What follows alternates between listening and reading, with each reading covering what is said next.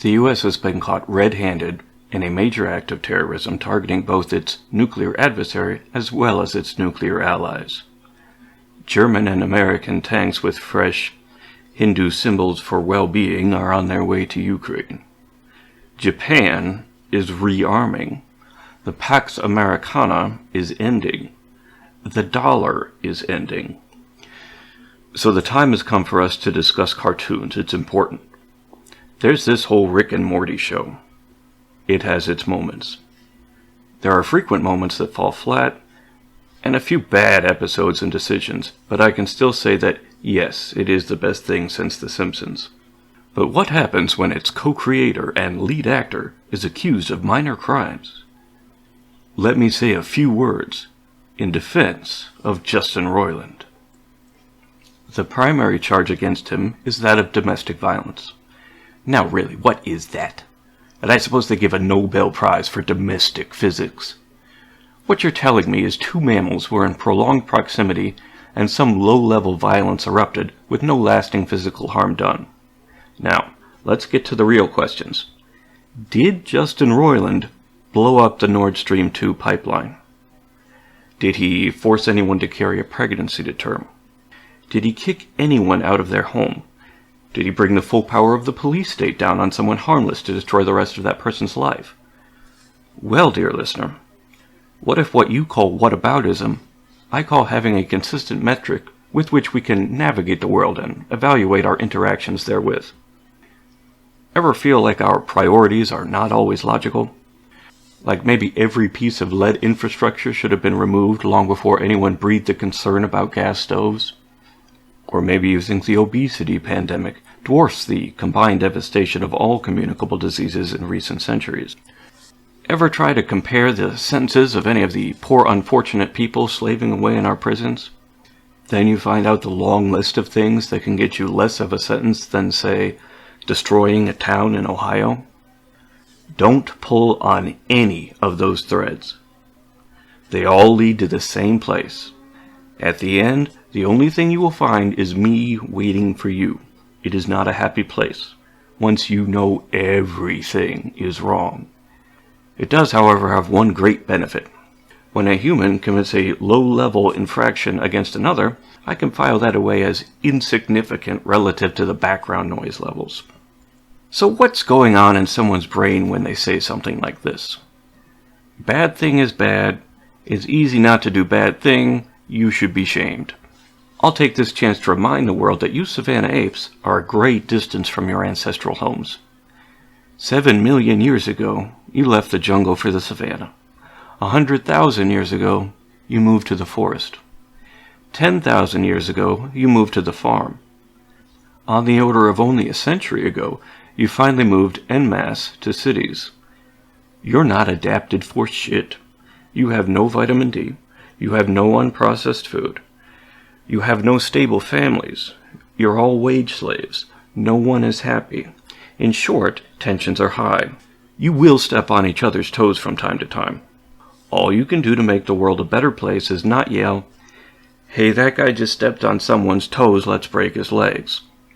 Nothing in human history has led to more suffering and murder than moralizing.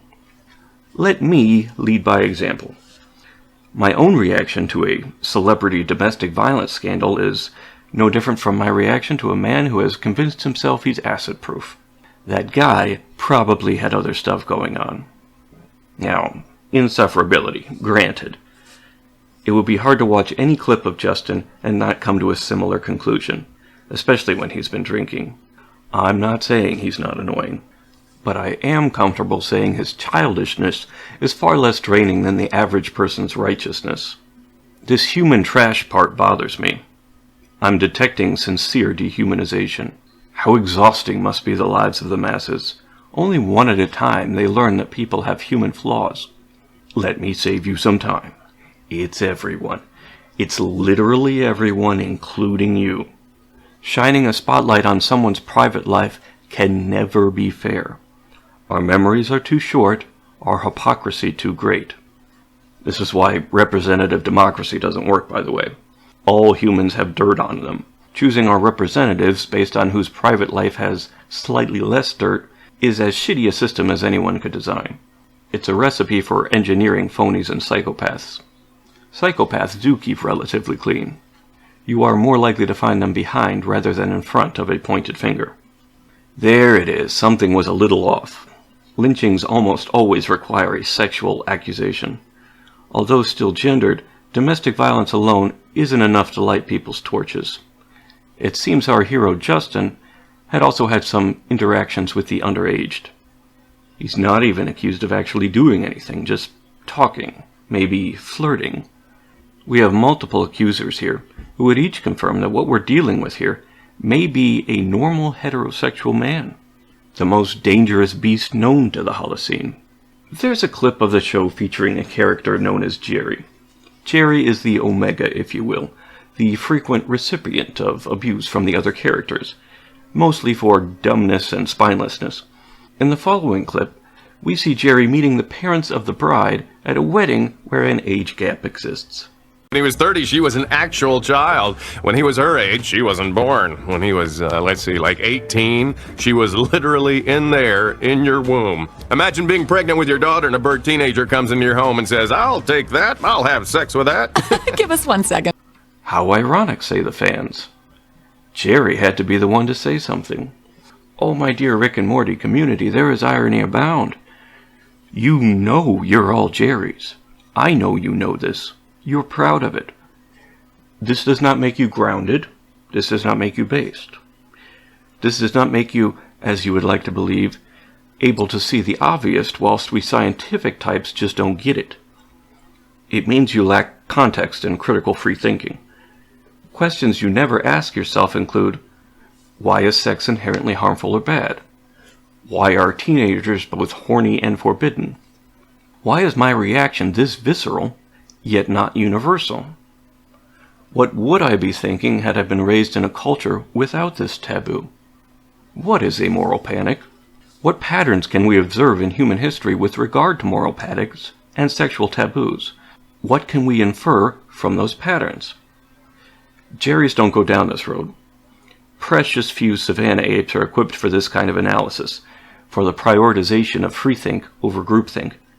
But this savanna ape has addressed all of those questions and may be required to repeat his answers in every video for some time.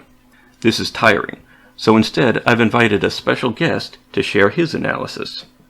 Sex is not inherently bad, pregnancy and disease are, but they can easily be decoupled from most of the wide range of activities we consider sexual.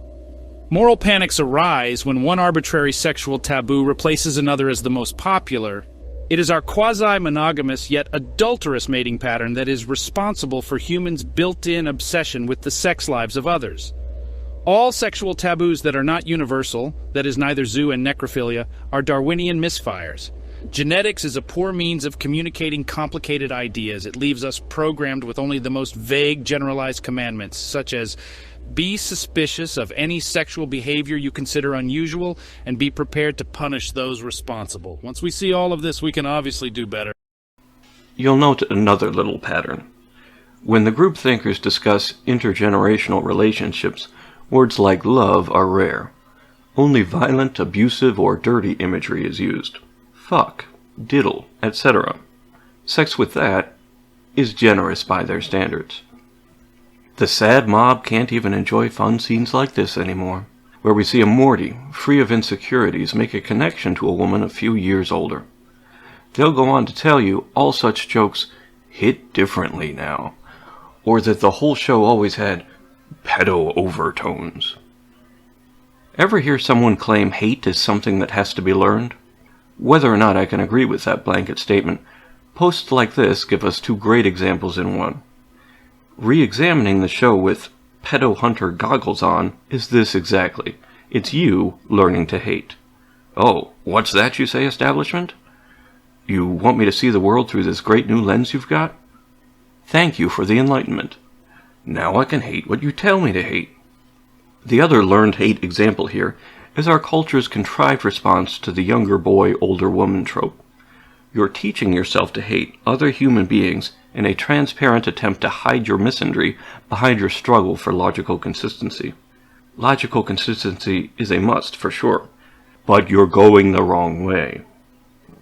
They tell me Roiland was let go because they don't want to be associated with sexual assault, pedophilia, and whatever imprisoning women in the basement is called in the big book of awful crimes. Those are deal breakers for a lot of people. Or because some take offense at a man's private life when given a one-sided view of it. Never throw glass houses at fake pedophiles. Everyone has a private life they'd like to keep that way. I've got a better idea. Just a thought. But how about instead of canceling celebrities for comments they made years ago, we start boycotting companies that want bachelor's degrees and 3 to 5 years experience for a $13 an hour entry-level job? I would leave you here with Mr. Chonker's vision of a better world. But the delayed release of this video has allowed a built-in sequel. Orange County dismisses domestic violence charges against Rick and Morty co-creator Justin Roiland. I don't know what to say about this. Have I reported good news before? Well, huzzah! Partial vindication. Now all we have to do is win back the career and fans, and we'll be able to say sanity has been restored. God damn it, saw that one coming. A wise man once asked of us, when are people going to learn democracy doesn't work? Once the piranhas smell semen in the water, they will follow you forever. They're perverted like that. I've read the DMs. That's why you got canceled, not because of the trial.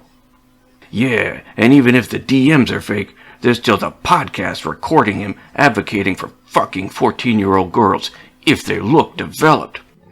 Look, you filthy gypsy. First of all, no one advocates for fucking anything. No one ever said, hey, teenagers are great, you've got to try them. Second of all that stuff I just said about group-thinking antis and their reliance on disingenuous abusive language. That for which we advocate is the decriminalization of an obviously harmless age gap. Heck, I even go a step further and advocate for the end of all bloodlust for people whose private lives differ from our own. Anyway, our special guest wanted to get out one more statement. I shall leave you with his words, and leave him with an invitation to return any time. I have always known that their claims were false, and I never had any doubt that this day would come. I'm thankful that this case has been dismissed, but at the same time I'm still deeply shaken by the horrible lies that were reported about me during this process.